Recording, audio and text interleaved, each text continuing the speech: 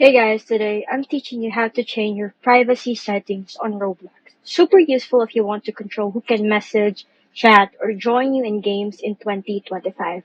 First, go to roblox.com or open the Roblox app, then log in into your account.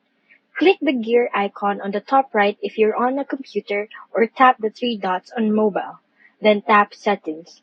Now, click or tap on the Privacy tab to access all your privacy controls. From here, you can set who can message you, invite you to server, join your games, see your inventory, and more. Options usually include everyone, friends, or no one. If you're a parent or under 13, you can also toggle on account restrictions to limit interactions and enforce stricter filters. And that's it. Now you know how to customize your Roblox privacy settings and keep your account safe and comfortable for your gaming style in 2025.